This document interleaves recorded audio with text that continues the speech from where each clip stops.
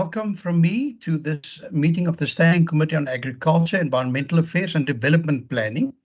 Ms. Niekerk, are we good to go? Good afternoon, Chairperson. Yes, we are. Thank you very much. Honourable members and guests, my name is Andrikus van der Westen, privileged to be chairing this Standing Committee meeting. Today is the 28th of February 2023, and we are here to discuss the introduction of the environmental bill or the act that we have agreed to in 2021, and then which the Premier has subsequently signed off.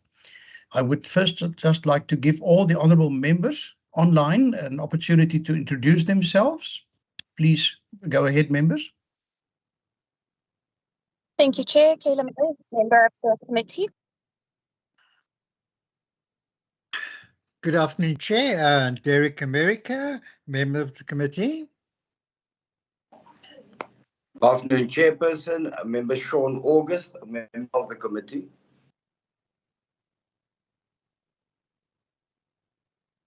Thank you very much, members. Good afternoon. And then, afternoon, Honourable Maran. I hear your voice as well. Thank you for joining us. Yeah, good afternoon, Chairperson. Thank you. And other members and those who are present. My name is Pat Maran, member of this committee. Thank you, and you're also a warm welcome to you. Welcome. And then I believe we also have a delegation from SALGA that has joined us as observers today. And perhaps if you wouldn't mind to introduce yourselves, the members representing SALGA. Thank you, Chair. My name is Carl Punt, representing SALGA. Thank you, Chair. My name is Gert Kombrink, representing SALGA.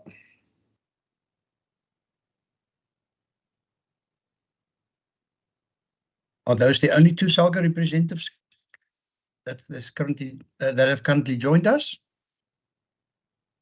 Thank you. And then obviously we have representatives from the Department of Environmental Affairs as well as from Cape Nature. If we could start first with the department staff. Good afternoon, Chairperson, honourable members. Gerard Gerber, Head of Department, Environmental Affairs, Development Planning. Good afternoon, everyone. Honourable members, Mr. Chairperson, Karen Shippey, Chief Director, Environmental Sustainability.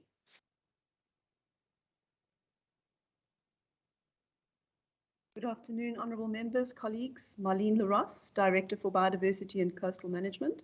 Thank you.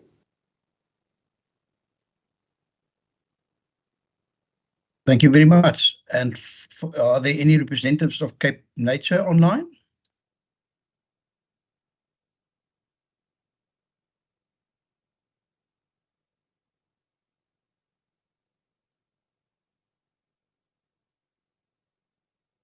Ms. Burrs, I don't hear you.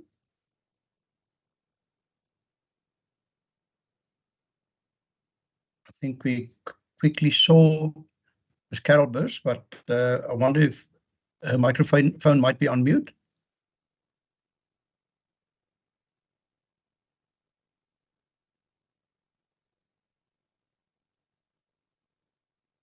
Ms. Burrs, we see you, but unfortunately no sound coming from you. I believe you're unmuted. Let me try again. Am I audible? Thank you very much. Please introduce yourself. I'm Coral Burrs for Cape Nature, Executive Director, Biodiversity Capabilities. Good afternoon, Honourable Chair and members. Good, thank you very much, and thank you. And then we're always ably assisted by Ms. Shireen Niekerk, who set up this meeting, who distributed the necessary background documentation.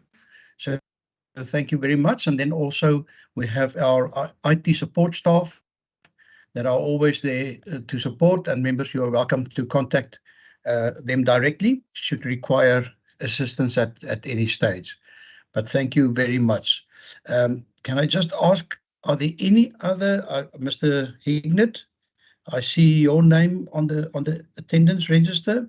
if you wouldn't mind just introducing yourself, and as well as Mr. Barnes after that. Leon Ignat, Cape Nature. Thank you, Chair and honourable members. Barry Barnes, Cape Nature. And then also Mr. van der Schuyf, are you online? Yes, I am. Good afternoon, Honourable Chair. Lionel van der Schuyf, Department of the Premier Legal Services. Good, thank you. And then we also have Ms. Mshumpela and Mr. Shiraz Hassam, as I've said, from IT. He will assist us. And I do see Mr. Njambela. You've also since joined us. If you would like to introduce yourself. Good afternoon, everyone. All protocol observed. Loiso Njamela, Advisor for Intergovernmental Relations, Salga Western Cape Office. Thank you. Good. Thank you very much for joining us as well. Honourable members, as I've said, we are here today to hear from the department as well as from Cape Nature on the implementation of the Western Cape Biodiversity Act, Act 6 of 2021, and the associated regulations. In terms of this act, the department is, well, actually the minister is supposed to promulgate some regulations in support of this act. And obviously, we've deliberated on this in 2021, and now it's for us to get feedback on the implementation of this piece of legislation. As I've said, it was signed off and it was published in the Provincial Gazette already in 2021. And now, just over a year later, I think we would all like to know where are we currently. Are we still excited about this piece of legislation? Do we still believe that it will meet the requirements that led to this piece of legislation? And if I'm correct, the presentation will be done by Ms. Marlene Larosse as well as Ms. Coral Beurs. And I don't know whom of you would like to go first, some background, and whom of you would be able to beam the presentation onto our screens, but please go ahead. Good afternoon, honourable members again. This is Marlene Larosse. I'm hoping I'm audible. I am speaking from a conference venue in Durban, which is focused on integrated coastal management and climate change and spatial planning. Very apt and important in our context, but I just want to check, am I audible? Indeed, thank you. Please proceed. Thank you, Chair.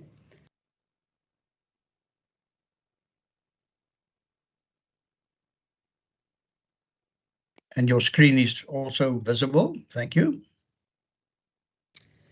Thank you, sir. As the chairperson has indicated, we went through a very intensive process with the standing committee in dealing with comments, which we addressed together in the final stages of the bill and its finalisation as an act. And to bring us onto the same page, our purpose today is to brief the standing committee on the process for implementation of the Act. Just some background. The Premier assented to the Western Cape Biodiversity Act, which was published in Provincial Notice 150/21 on the 14th of December 2021. In order for to bring the operation into effect, or certain parts of the Act into effect, we've looked at this in a phased manner and also have prepared a schedule of implementation for parts of the Act. The schedule is informed by the Act itself and the institutional readiness of Cape Nature and the department to implement these parts, as well as the timeframes required for the development of regulations, which will also require intensive engagement with the regulated stakeholders prior to their promulgation. In terms of the phased implementation of the Act, members, you may have seen on the 15th of November, And by proclamation of the Premier on the 11th of November, the first parts of the Act have come into effect. I am projecting on the screen now which chapters and which sections have come into effect as of the 15th of November 2021. It's important to note that in our legal reform and institutional change management process for the modernization and rationalization of our framework of legislation in the Western Cape for biodiversity management, the Act includes critical governance and strategic frameworks and reporting requirements. And the first proclamation has ultimately brought those sections into effect, and we are already in implementation of those sections. In fact, as I described to this committee, that the process of change management between the department and Cape Nature has been one of incremental implementation. So by the time these sections came into effect, we were already in line with the governance mechanisms proposed and are in implementation of those sections. So in terms of the sections of the Act that have come into effect, I'm not going to go through each and every piece, but it is in terms of chapters 1, 2, 3, 4, and 5, Chapter 6 with the exclusion of certain sections, Chapter 12 with certain exclusions as well, specifically in terms of the repeals, which will come into effect at a later point. I'm going to speak to the phases which follow the current proclamation. So it is proposed that on the 1st of November 2024, we bring into effect a second set of the sections of the Act. These will be sections 43 to 78 and also the related regulations. Now, this is really important because at that point and coming into effect of those sections, one would see the repeal of the Nature Conservation Ordinance, the Western Cape Nature and Environmental Ordinance Amendment Act, the Western Cape Nature Conservation Laws Amendment Act, and the Western Cape Biospheres Act. And this really is significant because what has happened by that point would be the integration and the replacement of those old order legislations and regulations with those emanating from the Act. In terms of the time frame and why we need this time frame up to 2024 November, is that this involves significant engagement of the regulated communities. And I speak of regulated communities because they are varying in nature, all from the perspective of highly organized plant product industries through to community-based harvesting and use. And we need to engage and deal with the varied sectors that have an interest and which have legitimate rights to engage in the development of these regulations. Then casting forward to June 2026, we would be bringing into effect sections 40, 41, 42, and 48, and also the repeal of Seashore Act, the Mountain Catchment Areas Act, in terms of the repeals in section 87 of our Biodiversity Act. Now, some provisions here enable the provincial minister to make discretionary regulations, but this is also dependent on national law reform, which of course we are not directly in control of, but are of course directly involved in. And this will also have a relation to those specific areas. So our Mountain Catchment Areas Act would be replaced by the relevant sections provided for within our Act. However, one would also be looking to the modernization at a national level, which is looking to deal with strategic water source areas in a similar manner. in terms of regulating their use and protecting those water resources. I'm going to focus a little bit on the regulations. This was the express request from the chair. So in terms of regulations, the regulations drafting has been ongoing throughout the drafting of the Act by the drafting team. However, we now need to align these with the gazetted statute as well as the developing national policy, law and regulations. The drafting team have prioritized the sections of the Act that require regulations for their effective administration and also which are non-discretionary. In other words, those areas which must be in place in order for this sector to be able to effectively regulate this particular set of sectors. The sections of the Act which relate to critical modernization and rationalization of authorization requirements, for example, restricted activities and restricted methods for listed species in terms of Section 49. These are prioritized together with the relevant authorization, appeal, and enforcement provisions. And then also we've been working on pre-vetting project work plan for the development of the regulations and of course the stakeholder engagement process, design and details thereon. In terms of the Section 49 regulations, our stakeholders are obviously extremely interested in what will replace the ordinance and its regulations, and of course are awaiting with interest the rationalization of those particular areas in terms of removing red tape and opening and enabling the biodiversity economy. In terms of the regulations, we have a tentative work time frame, and the first milestone that we've set for ourselves was already passed last year, but we have identified specific and stratified stakeholders in terms of the process design to inform that. Everyone has slightly different needs. And of course, as I've said before, some subsectors are highly organized, as well as other sectors which are yet to be organized. We are looking to our first rounds of stakeholder engagement on the new approach and framework content of the regulations by the end of August 2023.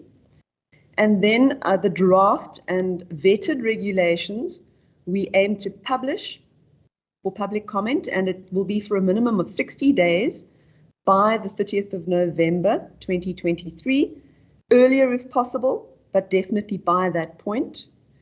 We would then also want to undertake a second round of stakeholder engagement on those public regulations, and that would obviously be focused specifically within the comment period, but we are also within that context publishing any time after the 30th of November. You run into the end of the year, and so we are also potentially extending that to ensure that people have adequate opportunity to engage with the content. The comments and responses reports and then the finalization and vetting of the regulations, we aim for the 31st of June 2024, and then final promulgation of the regulations by November of same year. And that articulates with the time frame for the second proclamation. So I would like us just to focus on some of the key outputs required in terms of the Act, and in fact which are relevant from the first proclamation. Under Section 34, which deals with biodiversity planning and monitoring, the committee will remember that that Cape Nature is responsible for developing and drafting a biodiversity spatial plan within 1 year of the commencement of this Act, and must submit it to the Provincial Minister for adoption. Also within the Act, you'll note that there is a public participation process which must be followed. Also consultation with our national minister, with our NEC. And Cape Nature then is going to submit the draft Western Cape Biodiversity Spatial Plan to the Minister by 1st of November 2023. And that is currently in process, and the science behind it is being updated. And again, members can only say another state-of-the-art product will be on the table, something which we can be incredibly proud of. And then the process for adoption, which includes then all the relevant engagements, as well as the consultation with the national minister, would conclude, and the provincial minister would thus adopt this new biodiversity spatial plan by July 2024. Then to cast ourselves also into the requirement and obligation to report on the state of biodiversity. I just refer us all to Section 10 of our Act, which speaks to the duties of Cape Nature, and specifically in relation to the conservation of biodiversity, and of course subject to the Minister's own duties and obligations and powers, that Cape Nature must establish a system for monitoring and reporting on the status of biodiversity, the status of invasive species, the sustainable use of indigenous biological resources, the management of provincial protected areas, protected environments, World Heritage Sites, mountain catchment areas, and biodiversity stewardship areas, and compliance with authorizations under this Act in order to enable the timely detection and mitigation of adverse effects, and also to facilitate the evaluation of the effectiveness of this Act. To note then that Cape Nature would be publishing the 2023 Western Cape State of Biodiversity Report by the 30th of March 2024. Just to note as well that contributing to this and leading up to this are the annual State of Conservation reports that are published annually. We have already seen the 2020 and 2021 report, and currently the State of Conservation report for 2022 is in preparation. I've had the immense pleasure of being able to review that report, and it is actually on its way to finalization as well.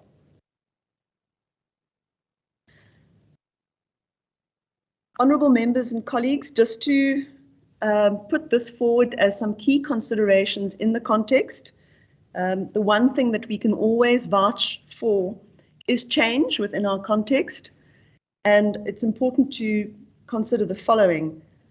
The conclusion of the Global Biodiversity Framework emerging out of the Conference of Parties of the Convention on Biological Diversity have included stretch targets for the sector.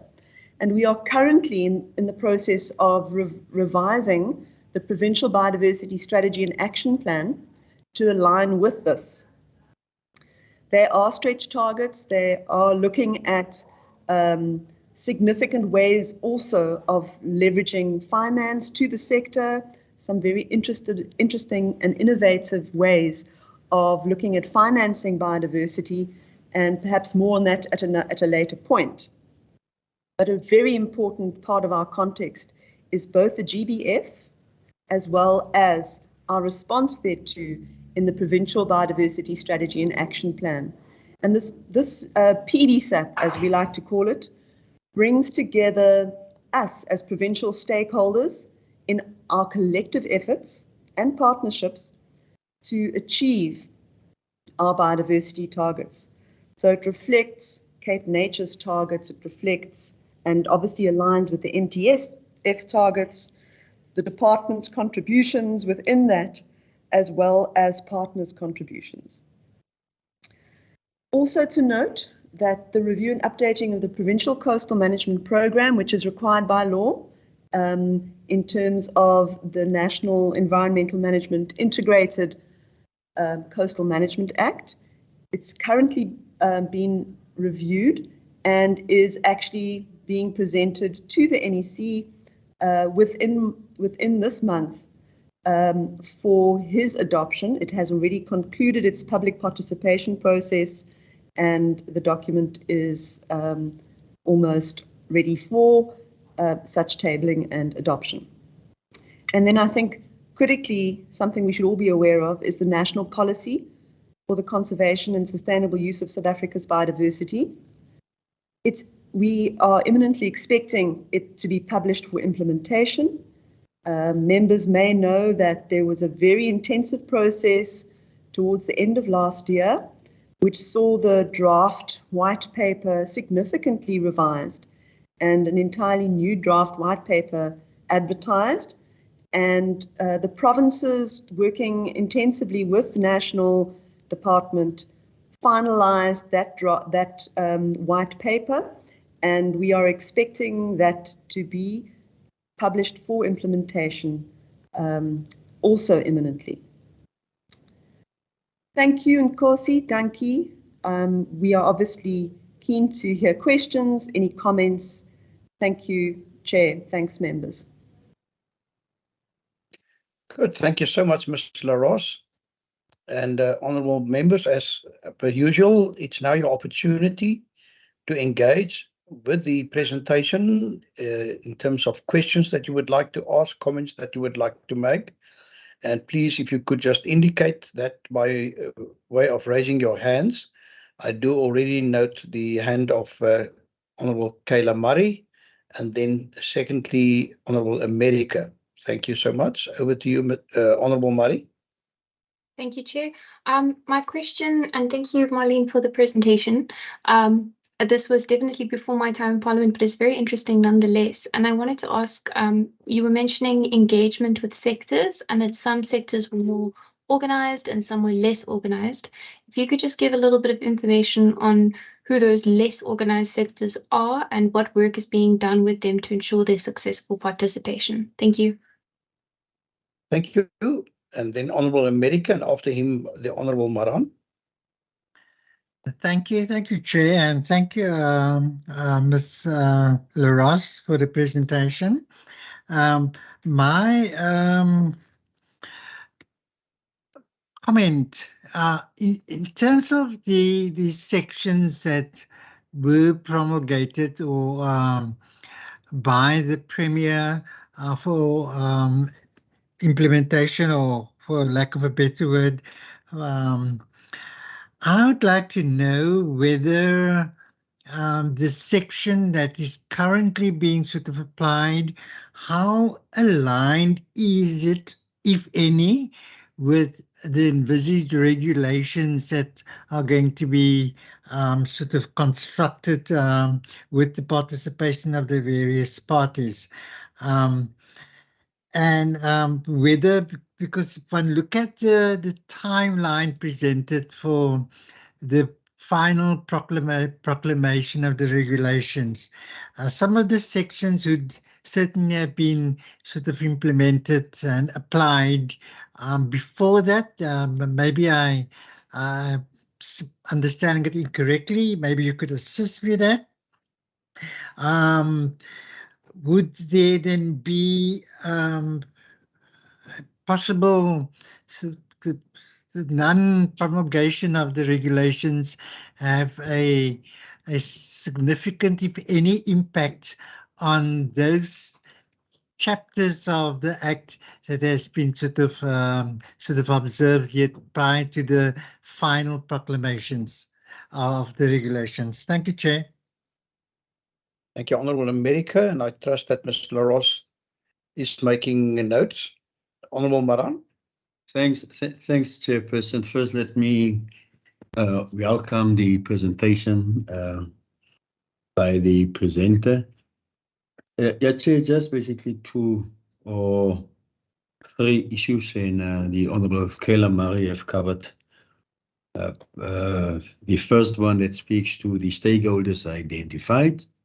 Chairperson, some organized, some less organized, and I'm not sure whether it's premature maybe to know who those stakeholders are and whether no one is left out. I've heard there will be a second one, and if any left out in the first, whether they will be accommodated in the second one. That's the first. The second one, Chairperson, in terms of the repealment of certain regulations and certain acts, and I've seen basically the timeframes, whether those who are responsible, whether they see any delays, expected or unexpected, and whether those delays, Chair, and I've seen a date basically for the completion, the timeframes in terms of the processes that will follow, November 2024, but also the repealment of certain regulations and acts also more or less the same date. If any delays basically that might occur, whether it will impact on the obvious, whether it will impact on the repeal of those regulations and acts. For now, I believe that until this process is unfolding, that those regulations and acts will stay in place until the process has been finalized and ready to be implemented. Thanks. Thank you very much, Honourable Maran. And just from my side, two questions. The first one is in terms of paragraph 34.1 of the Act.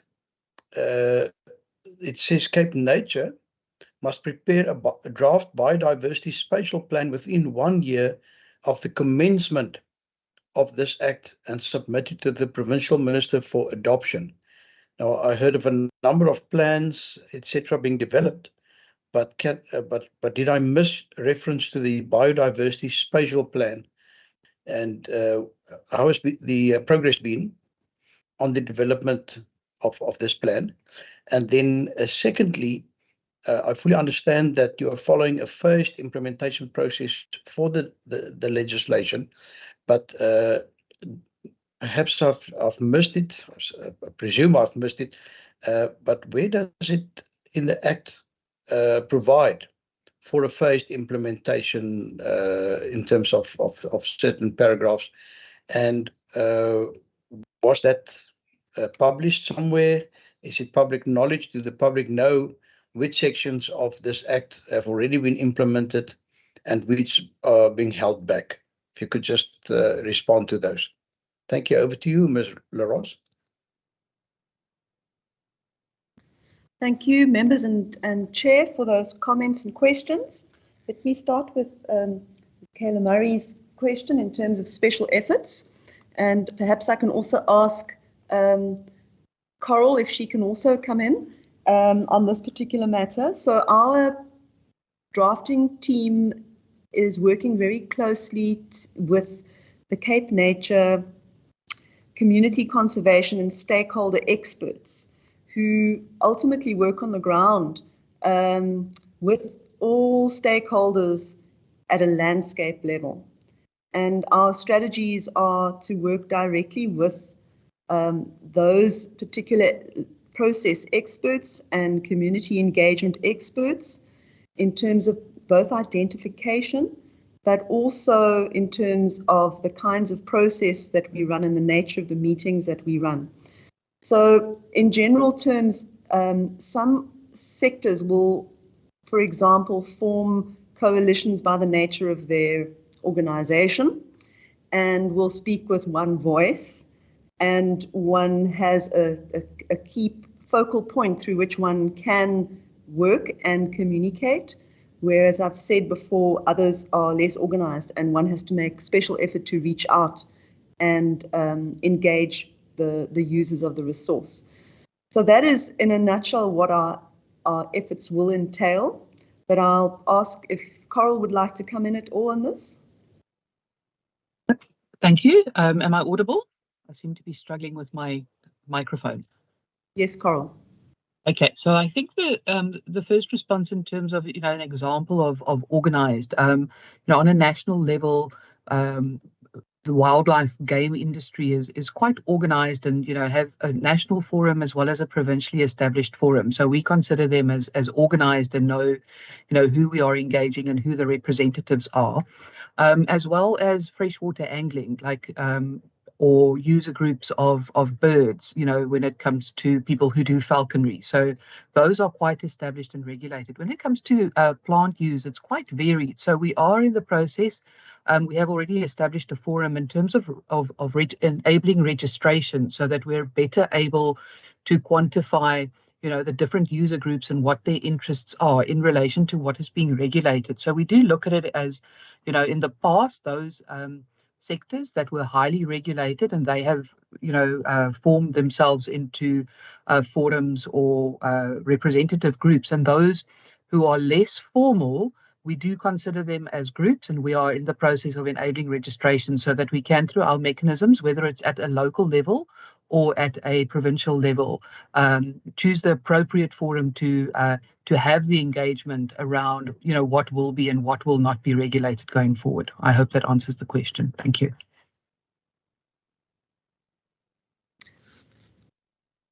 So should I carry on with the remaining comments and questions, Chairperson?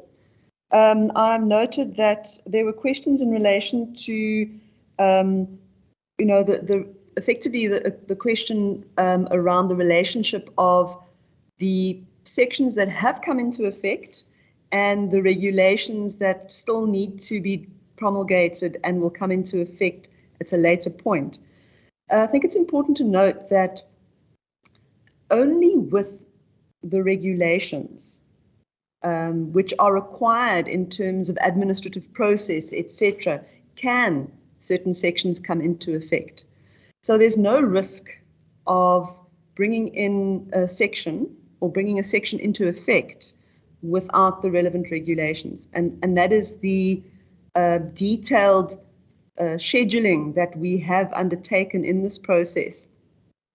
One has to allow for the regulations to be finalized before you bring those particular sections into effect. And I point you again to Section 49, which is really the heart of many of the activities which may require authorization. And so the risk of repealing sections also there's also no risk of that, because it's only at the point where the new sections of the Act or the sections become effective that one can repeal those old order legislation. So until such time as those repeals are concluded, the other legislation or the old legislation is still in effect. So there's no gap, firstly, and secondly, there's no risk of, let's say, certain provisions being promulgated or coming into effect without the relevant legislation or the relevant regulations being in place in order that they can become effective. It's been designed in that manner, and the drafting team have specifically made sure of that. I think that would cover Member America's comment and question, as well as Member Moran's question. And then in relation to the BSP, the Provincial Biodiversity Spatial Plan, Chairperson, I did specifically cover that in the presentation, and indeed the Biodiversity Spatial Plan is currently being reviewed and revised, and in its new revised and reviewed state, it will now be adopted in line with the Act, and the timeframes therein do apply. So within a year of that section coming into effect, which it has come into effect as of 15th of November, within the year, Minister Bedell will be presented with a draft biodiversity spatial plan, and that will meet the requirements of the Act. And then finally, Chair, you spoke to where does the Act provide for phased implementation. I am going to defer to my learned legal colleague from Legal Services, if I may, to assist us with this, but this is not an irregular approach, specifically where one needs to enable engagement in regulations for certain parts of the Act, and where additional engagement of stakeholders is required. And so it's completely rational to see that the governance mechanisms and critical products and outputs are in place immediately, and that we can get going and move forward on those new governance arrangements, while certain other regulatory mechanisms are still being crafted. But perhaps I'll stop there and check in with Mr. van der Schyff if you'd like to speak to that as well. Yes, thank you, Ms. LaRosse. So over to you, Mr. van der Schyff, and then I recognize the hands of the Honourable Murray and America. Thank Mr. you van der very much. Schyff. Thank you. I just want to reiterate what Ms. LaRosse said there, that there is nothing inconsistent or wrong about implementing an act in a phased approach. It just simply allows certain sections of the act to come into operation, while others are still held in abeyance pending certain events to happen. But there is nothing wrong or untoward about it. Thank you. Thank you, Honourable Murray, and then Honourable America. Thank you, Chair. Just to my initial question, I wanted to know which were the sectors that were not as organized. If I could get information on that, please. Thank you. Honourable America. Hi, thank you, Chair. So on a similar vein, Chair, firstly, I'd like to thank Mr. Ross for the clarity and context of the implementation of the various sections and the risk that there are no risk in the absence of certain regulations.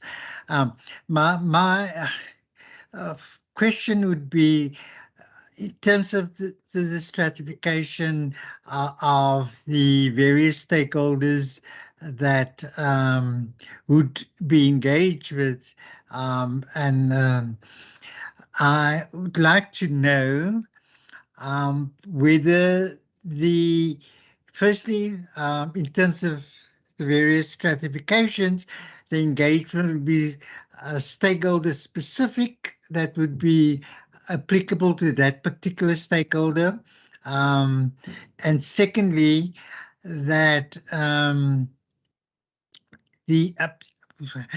have we started with the engagement as yet, or is there, would us as a committee perhaps, in terms of a resolution, perhaps request a copy of the process design that was developed in terms of the first round of communications and engagement with the various stakeholders. And then secondly, Chair, in terms of regulations, I'm going to go back there, is that the translations of the regulations in the languages being spoken in the Western Cape, the 3 languages, is that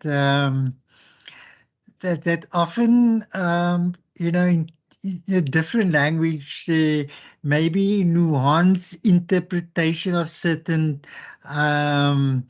sort of regulations that is being developed.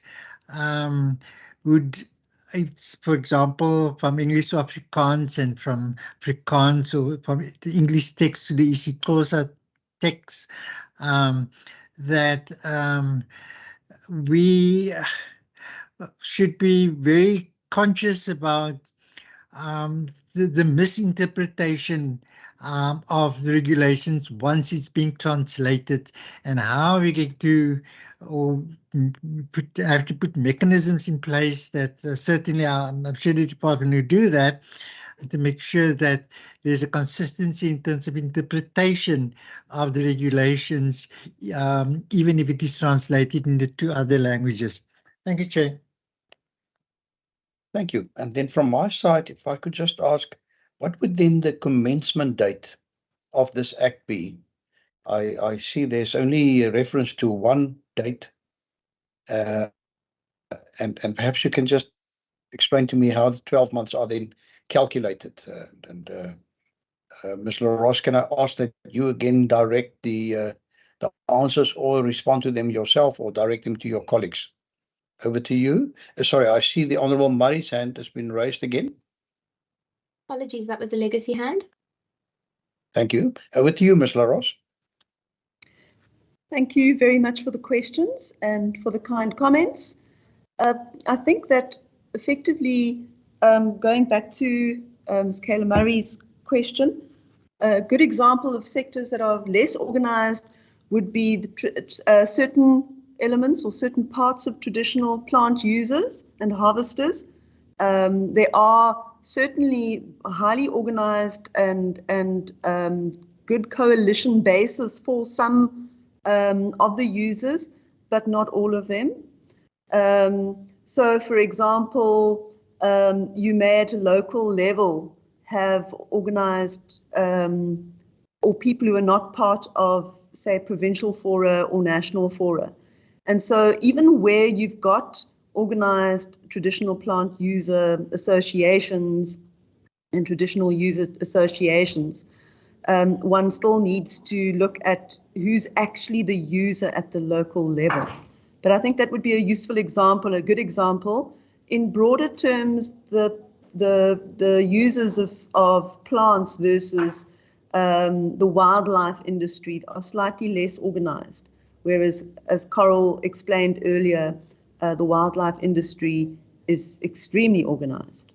But it, as again, is not a ubiquitous approach on the plant users. You'd have some export plant users that are already highly organised. So I hope that answers your question. In terms of translations, I think Honourable America makes a very important point in terms of the interpretation of regulations and language. I think we're very fortunate to be so well supported by our sister department in DCAS. They've been extremely helpful. We do checks and balances in terms of the vernacular usage of technical terms. It is a challenge broadly, and I think Mr. van der Schyff can attest to this in terms of the lexicon. We don't have all of technical terms necessarily commonly understood or broad agreement around their use. But again, using our stakeholders ultimately as the acid test for the translation and language is very important. I also want to then point to the fact that regardless of the language that is being used in the regulations, ultimately, if an administrative process applies and an interface applies where the public has an entry point, for example, to apply for a permit or access for some particular activity, that really does assist with the interpretation as well, because it is a set of steps that you then put into a permit application system, which is served online, etc. But I do think that it's a very important point that Honourable America makes, and we need to do due diligence to the issues of language and the technical nature potentially of some of these parts of the regulations. And then, Chairperson, I would like to defer to Mr. van der Schyff on the commencement issue. As I understand it, the Act came into effect, and certainly those parts of it which were in the first proclamation came into effect on the 15th of November. I do note that we've got by the 30th of November 2024 for the first product delivery. So we obviously need to look at that in terms of the finer details. Minister Bradell must have the draft Provincial Biodiversity Spatial Plan for his consideration within a year. But I'd like just to confirm that with Mr. van der Schyff. Thank you. Thank you, Ms. Ross. Just to clarify, once the first set of regulations has been drafted and is ready to be made, we will then draft a proclamation bringing the next set of sections of the Act that pertain to those regulations, bringing those sections into operation by means of a proclamation which will be signed by the Premier. So I don't know whether we have a specific date just yet, but and then once those sections of the Act have come into operation, then we will then the Minister will make the regulations that pertain to those particular sections. So they will then come into operation more or less at the same time, with the regulations coming into operation just after the Act. I hope that's clear. Thank you. Thank you, honourable members. Any further questions from your side? I do not see any hands. Can I just ask, so the commencement date is not the date that this Act was published or that the Premier assented to this Act? And then my second question is, how and were the public informed, or how will the public know which sections of this Act have already been implemented and already apply to the public, and which sections do not apply to the public, and from what date? Is there a second publishing of such information in the Provincial Gazette? Unfortunately, we've only been furnished with the Provincial Gazette of the 14th of December 2021. So if you could just help me to understand, how will the public know which sections of this legislation they must already adhere to? Perhaps I can respond to that. Thank you for the question. The date of the assent by the Premier is not the date when the Act comes into operation. If you have a look at the final section of the Act, it states there that the Act will come into operation on a date determined by the Premier by way of a proclamation. Now, a proclamation was already published in the Provincial Gazette on, I will tell you right now, on the 11th of November, bringing the sections that have already been discussed. Thank you. There we go. Bringing the sections that we have already discussed into operation. So that is how the public is informed, by way of a proclamation in the Provincial Gazette in all 3 languages. I'm not sure if there's anything else that you need to know. And then when we are ready to bring the next number of sections into operation, plus the regulations, then another proclamation will be published in the Provincial Gazette at that particular time, followed by the regulations also in the Provincial Gazette. Excellent. No, thank you for that. As I've said, we've not been served with this proclamation, so I think that clarifies quite a number of my questions.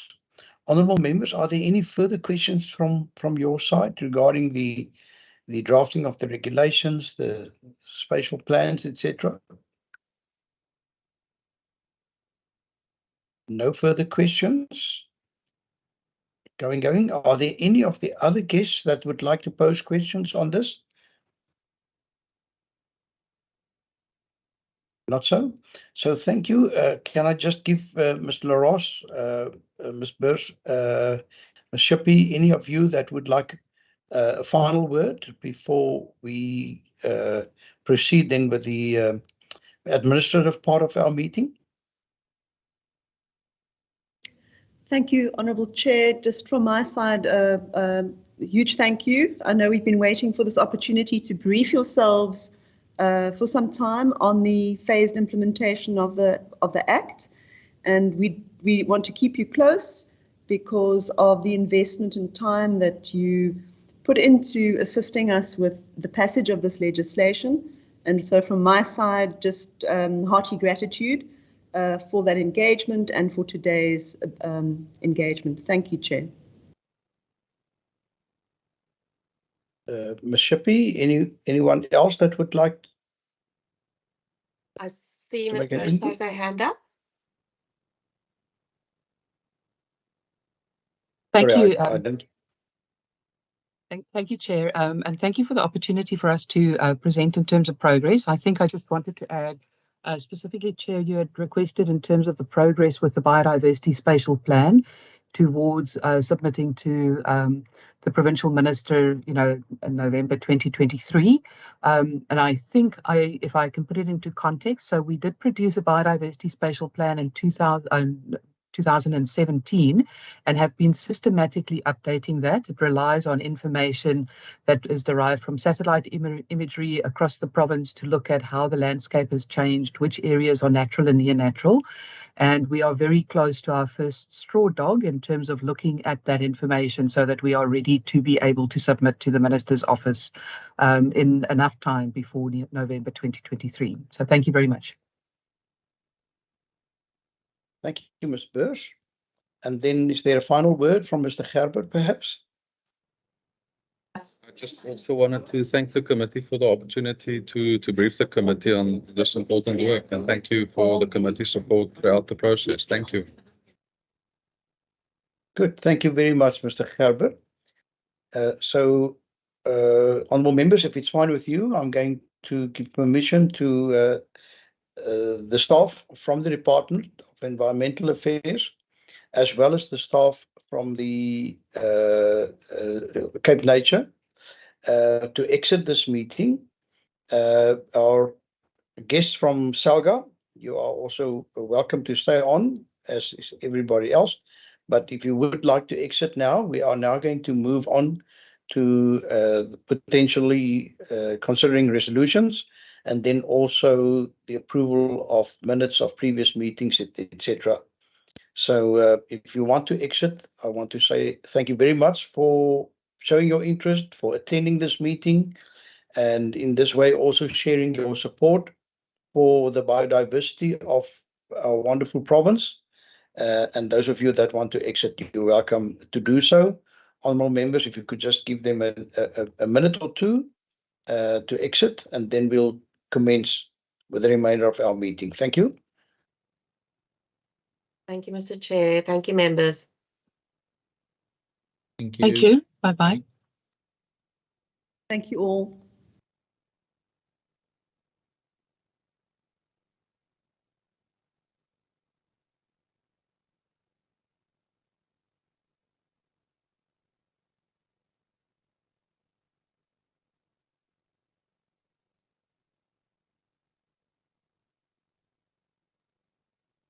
Good. Thank you, honourable members. Honourable members, are there any one of you that would like to propose a resolution or would like to ask for any feedback from the Department or Cape Nature in writing, or any other action step that you feel is necessary at this point in time?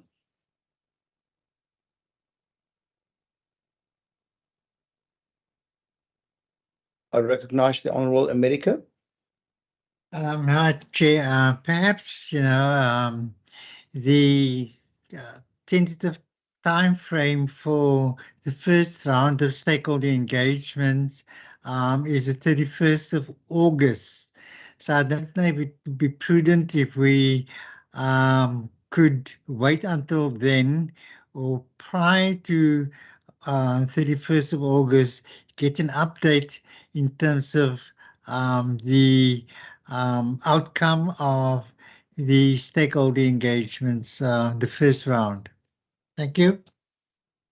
Yes, thank you very much, Honourable America. I believe your proposal would carry the support of other members in this committee as well.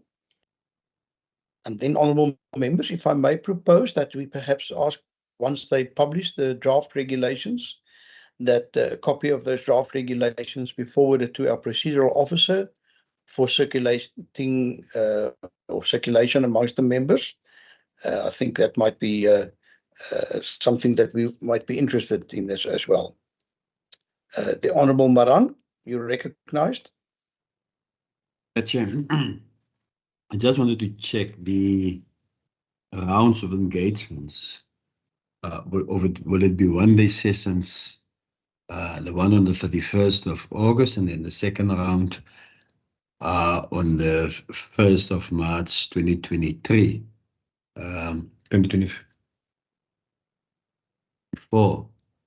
2024, whether it will be one-day sessions and whether we can get, but maybe closer to this particular process, just to get some more information, the venues of these. But also, Chair, and the Honourable Marie have asked, and I've also asked whether it's premature to ask for a list of stakeholders, those who are organized and those who are less organized. Thanks.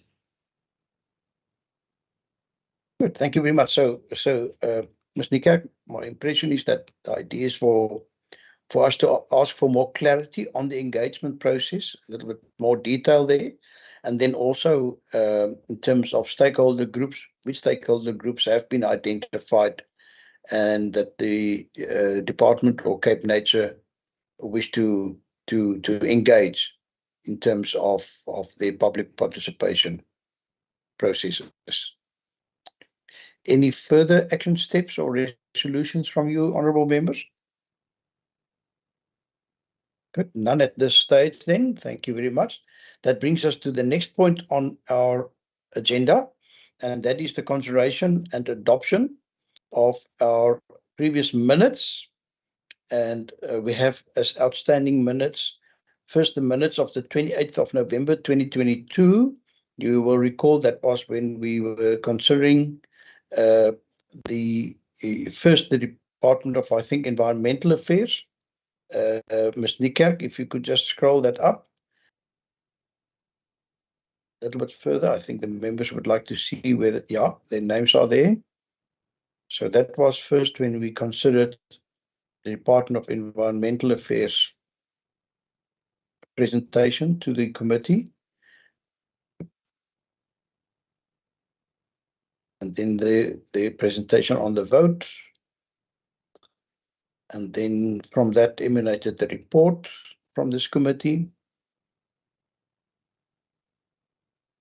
Good, thank you very much. Honourable members, can I have a proposal that we adopt the first set of the 28th? There's a second set that will follow just now.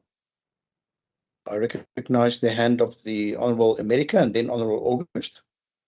Chairperson, I propose that we adopt. Thank you. Thank you, Honourable August. Thank you, Chairperson. I second the adoption of the minutes.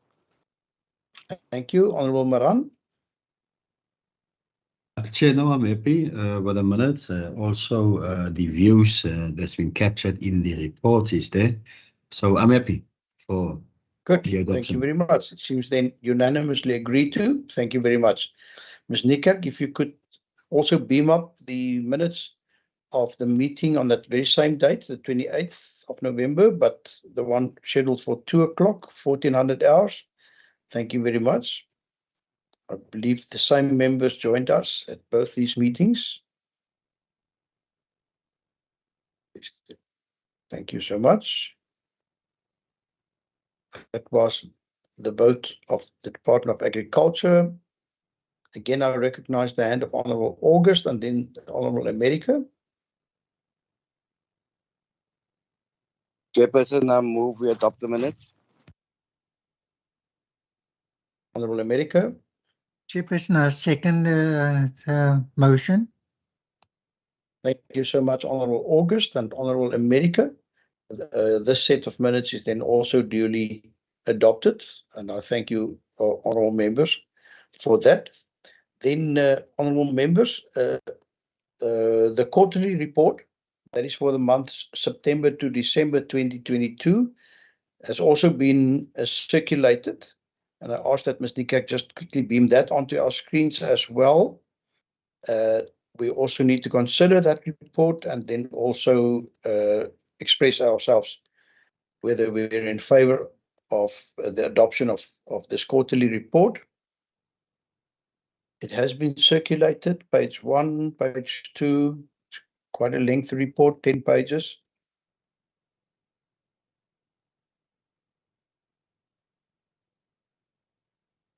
I do not see any hands there. Oh, I see the Honourable America while we're scrolling through. Honourable America, you're welcome to speak. Thank you, Chair. I've gone through the report, Chair, and I move that we adopt the report. Thank you very much. Honourable members, I trust that more of you have been able to take a look at this report. I myself didn't find any outstanding issues or any issues with this report. Honourable Maran. Chair, no, I'm also happy with this report, and I want to second. I saw there the attendance, Chair, and that I was present at all events that took place. So I'm happy to second for the adoption of this report. Thanks. Good, thank you, Honourable Maran. This report has then been duly considered and adopted. And yes, indeed, thank you for pointing out. In general, I believe in this committee we are very, very fortunate to have members that are quite diligent, and the number of members have over the years actually proven their loyalty and diligence by maintaining 100% attendance record. So thank you very much for that as well, honourable members. Good, so the quarterly report has been adopted. Then in general, acknowledgement of responses to resolutions. Ms. Nikak, perhaps if you could just tell us, I think you have circulated the number of responses that we've received from the department. Yes, thank you, Chairperson. Yes, members, just to note that there has been quite a few emails from myself, and those were departments' responses to resolutions. And these resolutions essentially emanated from the visit to the West Coast, that was around the mining activities, and then also the Cluster B visit in September last year, which related to the Sinobuntu Food Garden, and then also the Sour Fig project at the Walker Bay Nature Reserve, as well as all resolutions that emanated from the annual report meetings. So there's quite a bit of information that was sent through to members. And I've asked in the emails that members please just go through the responses, see if they are acceptable, if clarity is needed, or if more information is needed. And then please just to let me know, and I will then communicate that to the departments. Thank you, Chairperson. Wonderful. Thank you. Thank you, Ms. Nikak, and thank you for following up with the departments and then also circulating those reports. Honourable Maran, your hand is raised. Apologies, Chair, it's a legacy hand. Good, thank you very much for that. Then also, honourable members, I think I would like our minutes just to reflect that apparently the Brandvlei Canal, the construction work there, has now been completed. And as you know, we've taken an interest in that. We've even had a site visit to that canal before construction started, and I think it's a great step forward. And I would like to propose that we actually send a letter of appreciation to the Department of Water and Sanitation for completing that project. I also unfortunately need to say that I do not think any members of this committee were invited to attend the opening ceremony of that construction project, but still we showed a lot of interest and a lot of encouragement from our side as well, in terms of the questions that we posed quite often, specifically to the Minister of Agriculture, to keep us abreast of the work being done on that canal. I recognize the hand of the Honourable America. Chair, in relation to what you just said now, would it be appropriate for us to go back there? I haven't been there, and to see for ourselves the extent of the project that was completed, and whether it is to the communication, the initial communication, whether it is in line with our expectations as far as the completion of the site is concerned. It's the question, Chair. Thank you. Yes, yes. No, thank you very much. Honourable Moran, would you support such a proposal? Definitely, Chair. We were there the first time, and we have basically done some inspection before the commencement of the rise of the oil fluid. We also went to, I think, the inlet into from the dam into the Breda River, and how they transport the water basically up towards Langeberg and other areas through that river. So I've seen that 21 million rand was spent on that particular dam. It will allow a dam to fill up to its capacity. Also, Chair, it will unlock 5,000 hectares of agricultural land. It will create between 5,000 and 10,000 jobs within the agri sector, Chair. So, yeah, I support the proposal by the Honourable America that we go back there and look for ourselves and see basically what they have done. Thanks. Thank you very much, honourable members, and I trust that Ms. Nikak will duly add that to our resolutions for today's meeting. Thank you very much. Honourable members, our next meeting is scheduled for just over 2 weeks from now. It will be on a Wednesday, the 15th of March. It's not our normal meeting slot. Ms. Nikak, perhaps if you could just expand on that meeting and what members can expect. Certainly, Chairperson. The next meetings, as the Chairperson has indicated, is on the 15th of March, and that essentially is to deal with the Western Cape Appropriation Bill 2023. This committee has 2 votes, as members are well aware. So vote 9 is scheduled for that Wednesday, the 15th, from 9 and until 1 o'clock. And we have a bit of a break and then continue with vote 11, agriculture, from 2 till 6 on the same day. Thank you, Chairperson. Thank you. And honourable members, I think you will also see that the expectation is that we be present in person at that meeting. Is that correct, Ms. Nikak? That is 100%, Chairperson. It's an in-person meeting, and the venue identified is Committee Room 2, which is on the 4th floor. Good. Thank you very much. Thank you, Ms. Nikak. Honourable members, are there any further questions from your side regarding the program of the committee going forward? Because that was the last item on our agenda. It's now your opportunity to raise your hands. I do not see any hands.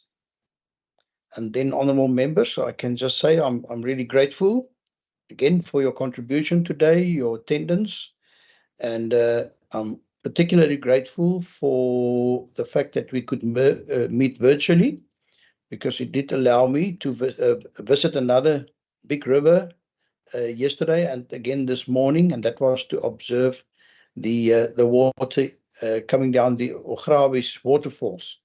And it's really been a sight to behold and an experience with very, very strong winds being generated by the falling water, and the spray that it is producing is just incredible. And if you don't mind, I'm going to give you a 2-second video clip on our WhatsApp group in this regard. Unfortunately, the spray is so thick, it is actually impossible, was for me impossible, to observe the main waterfall.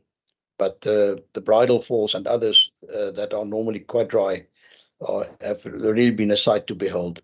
So thank you very much, honourable members. And with that, I greet you all, and I wish you a wonderful remainder of this day Again, thank you so much to our support staff and a particular word of thanks to Ms. Nikat. Thank you. Have a great day. Thank you, Chair. Thank you, colleagues. Have a good day further. Thank Thank you you. very much. Bye-bye, everybody.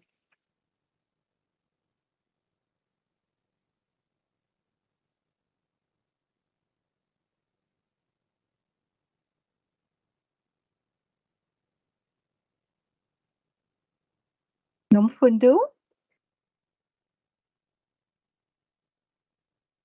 Norms?